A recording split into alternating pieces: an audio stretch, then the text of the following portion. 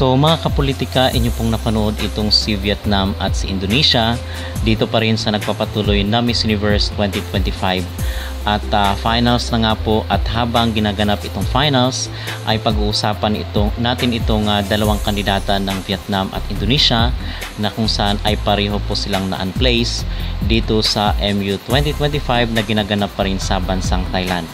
Pero bago ang lahat ay huwag kalimutang mag-like at mag-subscribe na rin kayo para updated kayo sa ating mga latest issue. At ikinagulat nga po ng lahat ang pagka-unplace nitong si Vietnam at si Indonesia dito sa edisyon ngayong taon. At marami ang mga nagtatanong palaisipan kung bakit natalo itong dalawang candidate. Pero na-mention na po natin doon sa ating mga ng video itong si pambato ng Vietnam na kung saan ay dahil hindi siya tunay na babae ay very least ang kanyang possibility na maka-rank dito sa Miss Universe, which is nangyari nga mga kapolitika.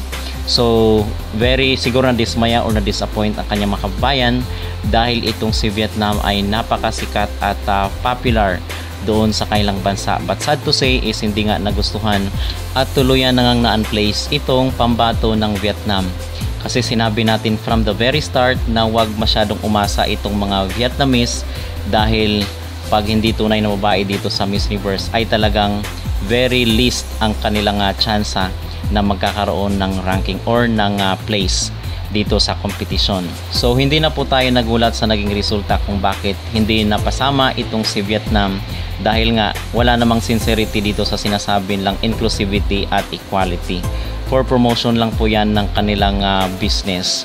Meanwhile naman itong Indonesia is unplaced rin po mga kapolitika, but sa tingin ko ang pinaka reason is hindi rin siya nagustuhan, hindi siya likable dito sa Miss Universe.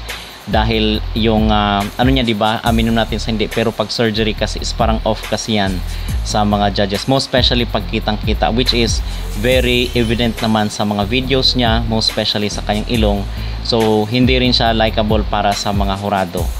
And siguro yun ang reason kung bakit sila na-unplace at binubuli nila lagi itong si Atis. Ang sabi ng iba ay baka balik na daw ito sa mga ginagawa ng mga Indonesians netizen dito sa social media sa mga candidate ng Pilipinas. So yun lang mga kapolitika ang ating pinaka-latest na update. Patuloy po tayong nakaantabay dito sa mga kaganapan dahil pasok si Atisa sa top 30 at malakas ang aking kutob na kasama siya sa top 5 at sa top 12. So abangan natin sa mga susunod na oras. Kung kayo ang tatanungin ano po kaya sa tingin nyo ang reason bakit na-unplace itong pambato ng Indonesia at Vietnam, mag-comment down below at huwag kalimutang mag-like at mag-subscribe na rin kayo para updated kayo sa ating mga latest issue.